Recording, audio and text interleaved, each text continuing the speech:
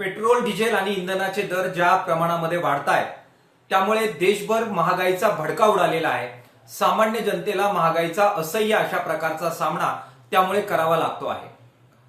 देशभरामध्ये आज केवळ 51 दशलक्ष बॅरल इतकाच पेट्रोलियमचा साठा शिल्लक आहे।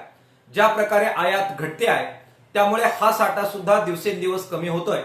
पुढील 18 दिवसच केवळ हा साठा टिकेल इतकी भीषण परिस्थिती देशभरामध्ये इंधनाच्या बाबत निर्माण झालेली पाहायला मिळते आहे। अशा पार्श्वभूमीवर स्वतंत्र असलेला आणि स्वाभिमानी स्वायत्त असलेला भारत खरं तर त्याला कुठूनही स्वस्तात जर इंधन मिळत असेल तर त्याच्या आयातीची परवानगी असायला हवी। मात्र दुर्दैवानं भारत अमेरिकेकडे रशियाकडून तेल खरेदी करण्याची परवानगी मागताना आपल्याला दिसतोय। ही गलितगात्रता नक्की देशामध्ये का आली याची सुद्धा एक प्रकारे परीक्षण करण्याची आवश्यकता या पार्श्वभूमीवर निर्माण झालेली आहे।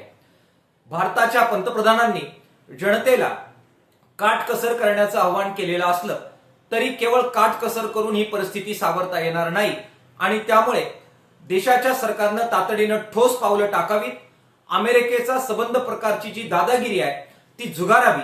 रशिया किंवा इतर कोणाकडूनही जेथून स्वस्तामध्ये योग्य प्रमाणात तेल आयात करणं शक्य असेल तिथून ते करावं आणि वेगवेगळ्या प्रकारचे कर जे टॅक्सच्या रूपामध्ये इंधनावर लादलेले आहेत, पेट्रोल आणि डिझेलवर लादलेले आहेत, ते सुद्धा तातडीनं कमी करून जनतेला तातडीनं दिलासा द्यावा, महागाई कमी करण्यासाठी ठोस पावलं टाकावी अशा प्रकारची मागणी मार्क्सवादी कम्युनिस्ट पक्षाच्या वतीनं आम्ही करतो आहोत।